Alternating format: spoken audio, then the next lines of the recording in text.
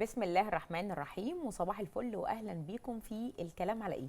حلقتنا النهارده مش جايين نتكلم فيها عن موضوع جديد، لا، احنا جايين نفتح باب لقاره كامله، قاره عمرنا ما بصينا ليها بالعمق اللي تستحقه، قاره غنيه وقويه ومليانه فرص، وازاي بعد كل التقدم اللي بيحصل فيها والعالم شايفها مقصد للاستثمار واحنا لسه شايفينها بعيده عن الخريطه. كل الاسئله دي هيجاوبنا عليها الاستاذ عمر شحاته، مستشار وزاري بمملكه لوسوتو وخبير للشؤون الافريقيه. اهلا بيك يا سياده المستشار معانا. اهلا وسهلا. صباح الفل عليك. صباح النور. في ناس كتير عايزه في البدايه لغايه دلوقتي، ليه ناس فاكره ان قاره افريقيا فقيره رغم ان هي في تقدم حاصل فيها كبير.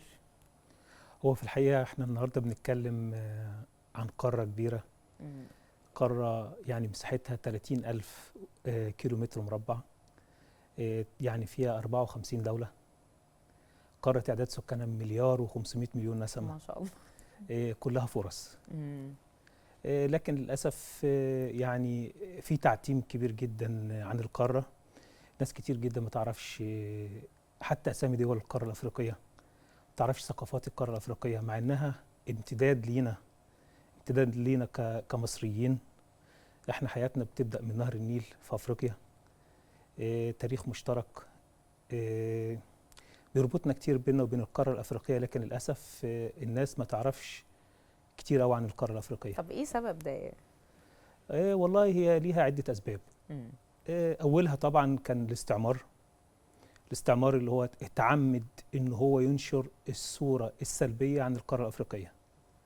يعني تيجي تتكلمي مثلا مع اي حد، تسمع عن دوله اسمها جامبيا، يقول لك فين جامبيا دي؟ طب تسمع عن دوله اسمها ليسوتو، يقول فين ليسوتو دي؟ مع اننا فرقه زي بعض. تكلموا عن سيشل، يقول لك فين، هو في حاجه اسمها سيشل؟ فالقاره كبيره ومتنوعه وبيربطنا بيننا وبينها روابط كتير قوي. الجهل، يعني معظم الناس فعلا ما حاولتش ان هي تقرا او تكتشف عن افريقيا. كل اللي بيوصل لنا عن افريقيا دايما بيكون سلبي، سواء مرض، سواء جهل، سواء جريمه، سواء يعني كل شيء سلبي فقط هو اللي الناس بتعرفه عن القاره الافريقيه.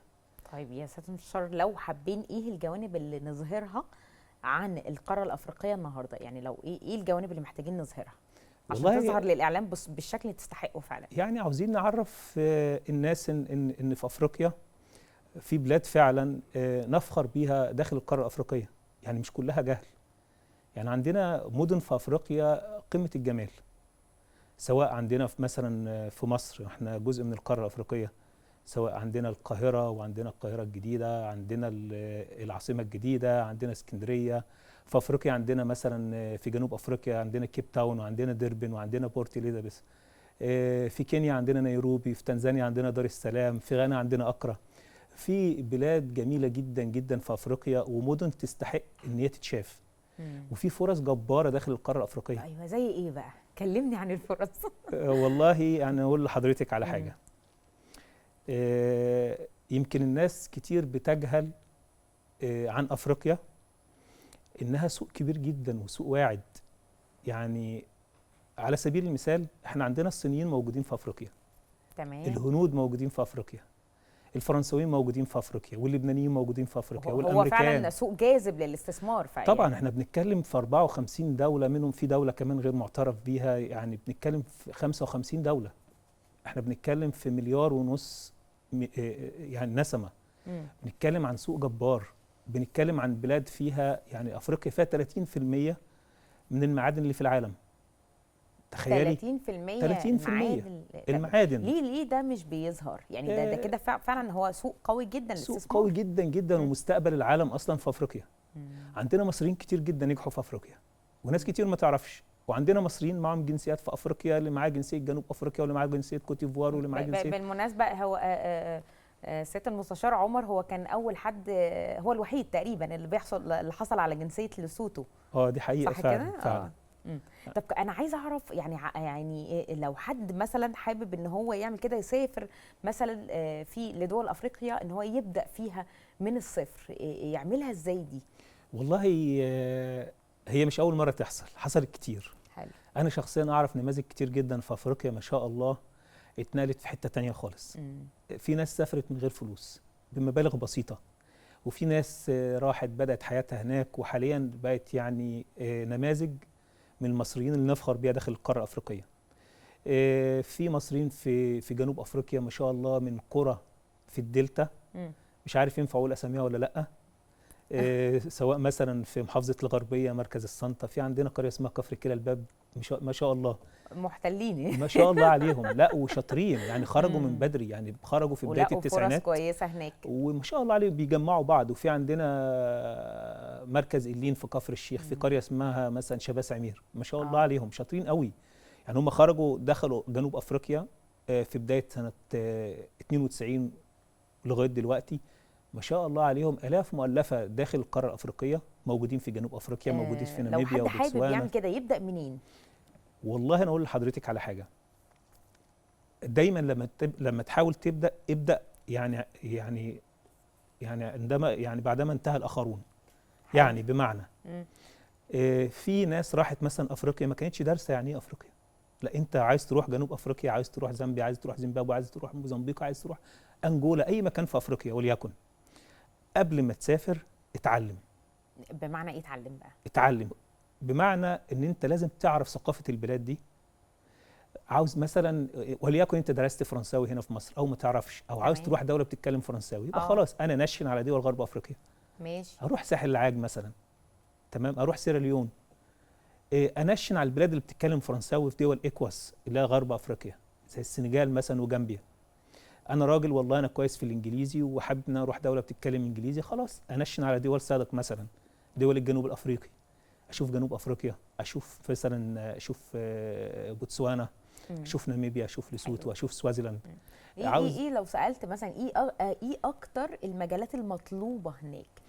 والله اقول لحضرتك على حاجه، يعني كل شيء انت بتبرع فيه او شاطر فيه هتنجح فيه حلو. في افريقيا. مم. ولو شيء انت مش شاطر فيه وبتتعلمه هتنجح في افريقيا. ليه؟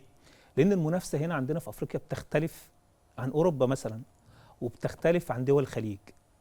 وليكن مثلا حضرتك راجل مزارع بسيط، مش هتكلم عن مهندس زراعي و لا، لو رحت مثلا في دولة من دول القارة هتلاقي في دول في أفريقيا بتنتج 5% من غذائها أصلا. ولو رحت هتلاقي نفسك أنت خبير في المجال. اه. مثلا أنت شاطر في الميكانيكا، مم. لو رحت فيه فعلا في بعض الدول الأفريقية بتلاقي عندهم اللي بيعمل صيانات العربيات واللي بيصلح العربيات اصلا ده عنصر من عناصر اللي هم الشعوب البيضاء في اوروبا. قاعد يعني مثلا وليكن من اصل هولندي، اصل انجليزي، قاعد في افريقيا وعامل ورشه ومش عارف ايه وبيصلح عربيات. طب ده مجال ممتاز. تقصد ان اللي بيعملوا كده هناك او اللي متخصصين في المجال ده مش كتير، لا. فالسوق ممكن يكون السوق لسه مش متشبع من جدا المجالات دي. ومطلوب الحرفيين، مطلوب الله. المتعلمين، مطلوب اللي هم رجال الاعمال البسيطين. مش شرط ان انت تسافر ومعاك ملايين عشان تنجح. هنا الفرصه بتختلف عن اوروبا. يعني في اوروبا مثلا عشان تبدا بدايه قويه بتحتاج مبالغ، على العكس لا، في افريقيا تقدر ان انت تبدا من غير تقدر ما ان انت تحتاج تبدا بمبالغ بسيطه. حلو ده. تمام. وبعدين دي الفكره، يعني دي فكره اننا نجيب دولار من بره وخلق سوق عمل تاني غير دول الخليج وغير اوروبا مثلا، والهجره غير الشرعيه واللي احنا بنسمع عنه ده كله. لا، انا هنا في الامتداد الطبيعي بتاعي داخل القاره الافريقيه، تمام. ودي بتفتح لنا مجالات كتير قوي قوي، منها مثلا قوتنا الناعمه. كلمني بقى. تمام. كلمني عن قوه مصر الناعمه في افريقيا يعني. والله هو مفهوم القوه الناعمه هو تاثير دوله او الدول على دوله ما، تمام، بالطرق السلميه، سواء مثلا بالميديا، بالثقافه، بالاعمال الخيريه اللي انت بتقوم بيها داخل الدوله. ومصر ليها باع كبير جدا داخل القاره الافريقيه في المجال ده، وده شيء انا كمصري بفخر بيه لما بشوفه. على سبيل المثال مثلا عندنا في بوجمبورا مثلا المستشفى المصري، عندنا مثلا بوجمبورا في بوروندي، عندنا مثلا في كينيا في نيروبي المستشفى المصري مثلا قبطي موجوده في نيروبي. عندنا في زامبيا مثلا. دي مستشفيات مصريه دي هناك؟ مستشفيات مصريه بتعالج الافارقه معظم الاحيان مجانا او برسوم بسيطه. لما تروحي مثلا في كينيا، انا شفتها بعينيا وانا في نيروبي بتكلم مع حد بيقول لي انا بروح اتعالج في المستشفى القبطي في المستشفى المصري. قلت والله لو اروح اشوفها. اه رحت رايح ضارب مشوار عشان خاطر اشوف ايه الحلاوه دي، وفعلا كان ايه احساسك بقى لما حسيت ان حاجه لا من لا لا لا، مصر حاجه هناك؟ فعلا حاجه اه نفخر بيها، يعني حاجه حلوه قوي. قابلت مع الدكاتره المصريين، وانا شخصيا ليا تجربه حلوه قوي في الموضوع ده. كنت اتواصلت هنا في مصر، تمام، وبالتواصل مع السفاره المصريه في بريتوريا. كان جالنا قافله طبيه في مملكه ليسوتو، وعملنا 120 عمليه كاتراكت، واخترنا اللي هي العمليات للعيون. تمام. واخترنا الحالات الكبيره في السن واللي عندها مشاكل صعبه جدا. وما شاء الله ال 120 عمليه نجحت. وجبنا التلفزيون في ليسوتو مثلا كان بيصور قبل العمليه مع الناس وصور بعد العمليه مع الناس، وطبعا اتذاعت في نشرات الاخبار وفي الراديو. كانت حاجه جميله جدا جدا. حاجه تانية مثلا مظهر من مظاهر قوتنا الناعمه لما الطياره المصريه راحت ل 36 دوله افريقيه داخل القاره بمساعدات طبيه، من بينها مملكه ليسوتو مثلا. انا فاكر اليوم ده كانه يوم عيد، يعني اللي اليوم الشعب في ليسوتو فاكر مين الدول مثلا اللي ساعدته خلال جائحه كورونا. دايما يقولوا الصينيين جابوا لنا طياره والمصريين جابوا طياره كبيره ونزلوا وادونا مساعدات، فدي حاجه ما بتتنسيش. هو ده مش بعيد والله فعلا عن دور مصر، ودي حاجه فعلا بنفتخر بيها في كل انحاء العالم، ان في الاوقات اللي زي كده فعلا بيبان دور مصر الحقيقي. حابب اقول لحضرتك على حاجه تانية. طبعا يعني الواحد بيفخر لما بيشوف الحاجات دي داخل القاره الافريقيه. من ضمن برضو قوتنا الناعمه. انا عايزه اسال سؤال معلش. فضل. هنا الافارقه هناك ايه يعني اغلب الفكره اللي واخدينها عن المصريين او يعني بتكون ازاي؟ خلينا اكون صريح مع حضرتك. قولي. تمام. احنا في مرحله اللي هي قديمه شويه. احنا قوتنا الناعمه كانت جباره داخل القاره الافريقيه ايام الله يرحمه الزعيم جمال عبد الناصر. الله يرحمه. بعد كده جت فتره الله يرحمه الرئيس السادات، وبعد كده فتره الرئيس الله يرحمه الرئيس محمد حسني مبارك. جت فتره احنا فعلا فتره بعد الحادثه بتاعت اديس ابابا مع فخامه الرئيس محمد حسني مبارك. تمام. كنا ادينا ظهرنا لافريقيا، ودي كانت غلطه كبيره جدا. النهارده القياده السياسيه بتقوم بدور جبار، وهي حريصه على الرجوع للعلاقات دي. اخطاء ناس تانية قامت بيها، ودي حقيقه وانا شايف ده بعينيا. انت يمكن اكتر حد من اكتر الشخصيات اللي حس ده، علشان انت كنت عايش هناك لفتره كبيره ومعاصر كل الكلام ده. طبعا فانت اكتر حد فعلا كلمنا طبعا عن الكلام طبعا ده. انا لما بشوف مثلا الناس من افريقيا بتنزل هنا بتاخد دورات تدريبيه، سواء مثلا في اكاديميات الشرطه ولا في الجيش ولا دورات تدريبيه في الكمبيوتر والحاجات دي كلها، والناس بترجع. يعني انا قابلت اكتر من شخص كبير جدا مثلا في الجيش مثلا، وليكن في جنوب افريقيا وليسوتو، يكلمني يقول لي السلام عليكم بالعربي، ازيك عامل ايه يا باشا؟ اقول له انت عرفتها منين؟ يقول لي نزلت درست في مصر، اخدت دوره تدريبيه، ويفضل يشكر في مصر وعن الناس اللي دربوه هنا في مصر وبيتكلم عن مصر بفخر. فطبيعي انا كمصري ببقى فخور بحاجه زي كده. طبعا. يعني شكرا فعلا لوعي القياده السياسيه برجوع اي حاجه ممكن تكون ما كانتش احسن حاجه السنين اللي فاتت، ورجوع الدور المصري في القاره الافريقيه. دي حقيقه بصراحه، يعني اللي بتقوم بيه القياده السياسيه في مصر شيء نفخر بيه كمصريين بامانه. ولما تكون بتصلح حاجه، يعني حاجه علاقات بقالها سنين اهملت، بيبقى الموضوع صعب شويه. لما تحاول تفتح سوق داخل القاره الافريقيه على سبيل المثال، اللي هي عمقنا، تمام، احنا شئنا ام ابينا احنا مصريين، بس احنا داخل القاره الافريقيه، يعني احنا جزء لا يتجزأ من القاره الافريقيه. فلما تحاول تفتح اسواق سيطر عليها اوريدي الهنود، سيطر عليها الصينيين، سيطر عليها الامريكان والاتراك وولاد العم وبلاد كتير قوي سيطرت عليها، فالموضوع مش سهل. لكن بدأنا نشوف ما شاء الله مثلا عندنا المعرض ايدكس اللي هو بتاع السلاح على سبيل المثال. حضرتك كنت متواجد في المعرض. انا رحت حضرته، والواحد كان فخور جدا باللي شافه.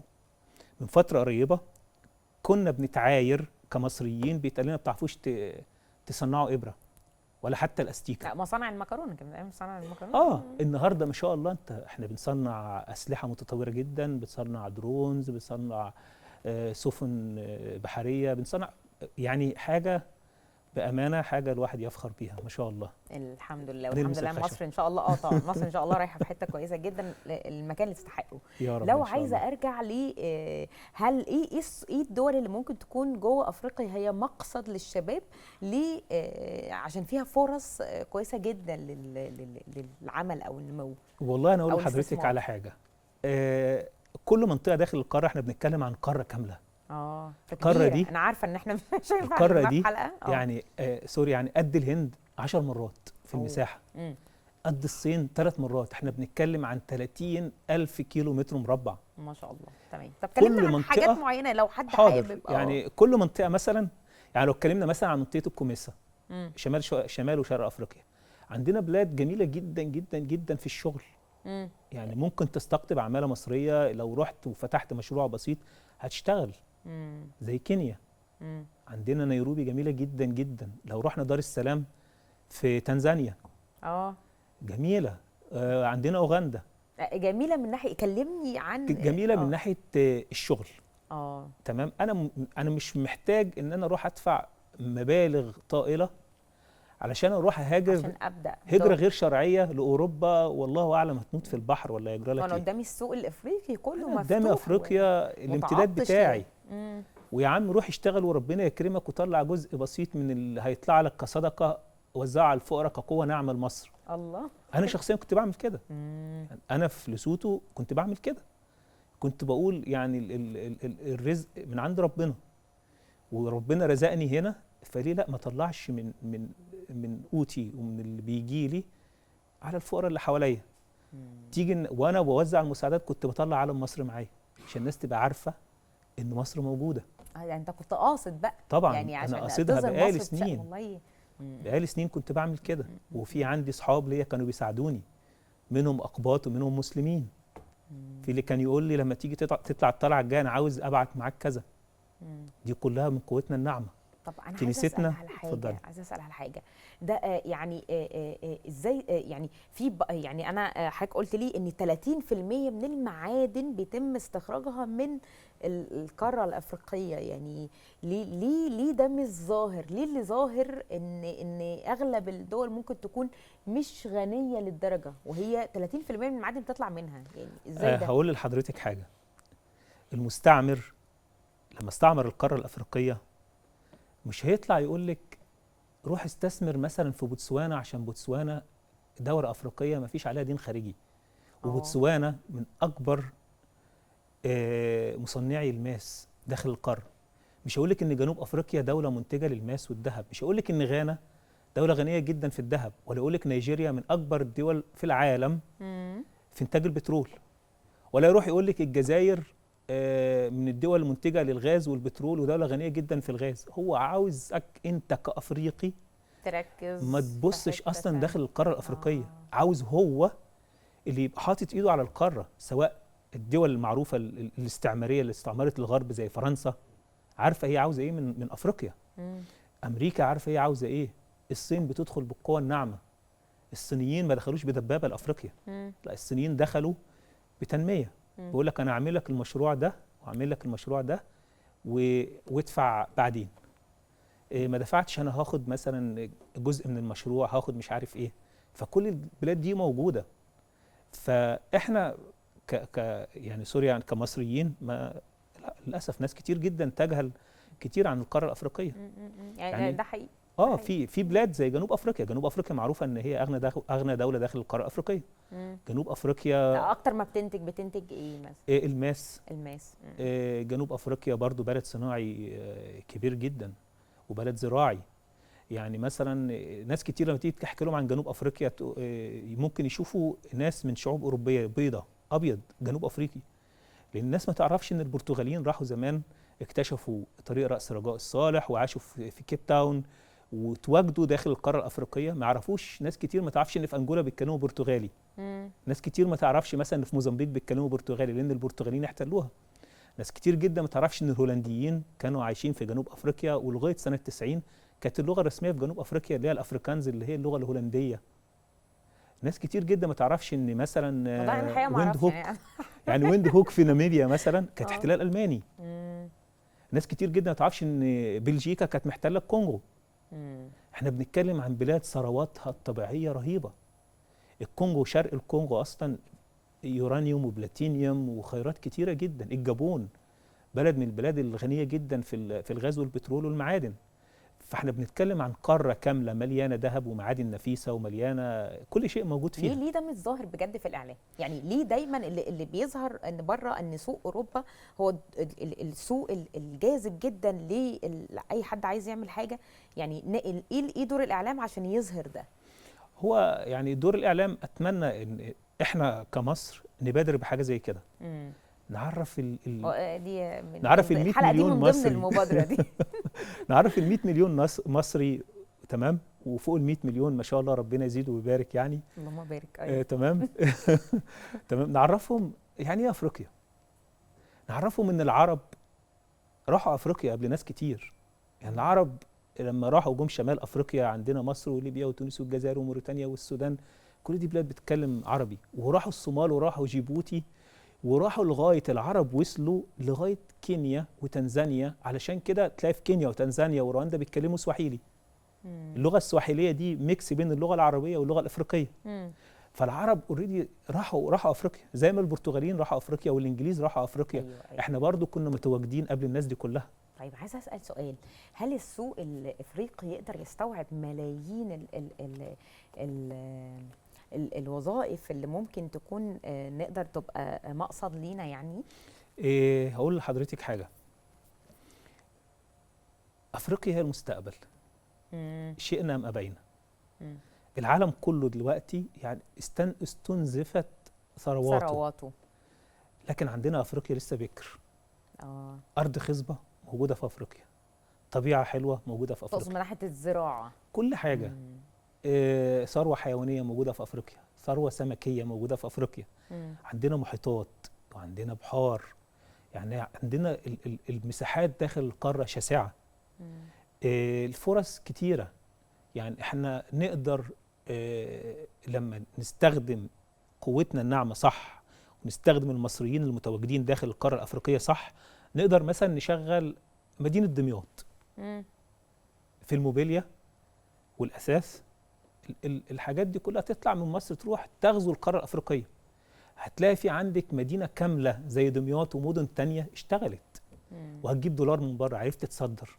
ما شاء الله مصر في الوقت الحالي على فكره كميه مصانع بتتبني حاجه ولا في الخيال ما شاء الله. يعني معالي الوزير كامل الوزير حاليا شغال من نار، طبعا بتعليمات القياده السياسيه. ودي حاجه حلوه قوي اننا نشوف مصانع بتتبني في مصر، وبنشوف اسواق جديده بتتفتح في مصر. انا بعيني شفت في افريقيا، شفت المنتجات الزراعيه، شفت الفواكه المصريه، اكلت منها في داخل القاره الافريقيه. فلما تشوف كلمه مثلا صنع في مصر، انت بتبقى فخور قوي بالموضوع ده. يعني انا شفت في نيروبي على سبيل المثال بيحطوا الفاكهه كده ويروحوا حاطين العلم بتاع الدوله دي. من التفاح ده مثلا من جنوب افريقيا، العنب ده من مصر. مش ايوه انا وقفت جنبها كنت فرحان. البرتقال ده من مصر، الليمون ده من مصر. والله انا بقيت قاعد يعني كنت واقف فرحان جدا بحاجه زي كده. للاسف لو قعدنا نتكلم عن كده مش هيكفينا ولا 100 حلقه. للاسف وقت حلقتنا خلص. انا مبسوطه ان حضرتك كنت معايا النهارده، ومبسوطه قوي ان احنا كنا يعتبر برضو ان احنا اتكلمنا عن السوق الافريقي والثروات اللي فيه. بشكر حضرتك على تواجدك معايا، وبشكرك على وقتك. العفو، انا سعيد جدا ان انا كنت مع حضرتك. وقول لي حاجه يعني خليني اسيب الخاتمه معاك. والله انا حابب اقول حاجه مهمه قوي. قول لي يلا. دي نصيحه. نصيحه لكل مصري. ايه بقى؟ شفنا بعينينا بلاد كتير وقعت حوالينا. تمام. فاتمنى الناس ما تشوفش الخبر من غير ما تفهمه وتصدقه. افهم الاول، دور ورا الخبر، فكر ودور ورا الخبر. في بلاد كتير حوالينا وقعت بالخبر. في بلاد كتير حوالينا بكذبه وقعت. في بلاد كتير حوالينا مشيت ورا الشائعات. وللاسف الشديد البلاد دي كلها راحت، والبلد اللي بتروح ما بترجعش للأسف. يعني أنا بشكرك جدا على وقتك معانا. في النهاية القارة الأفريقية مش قارة فقيرة أو بعيدة عن الخريطة، دي قارة غنية جدا ومن أهم مقاصد الاستثمار في الوقت الحالي، وهي المستقبل. بشكر حضراتكم والسلام عليكم ورحمة الله وبركاته.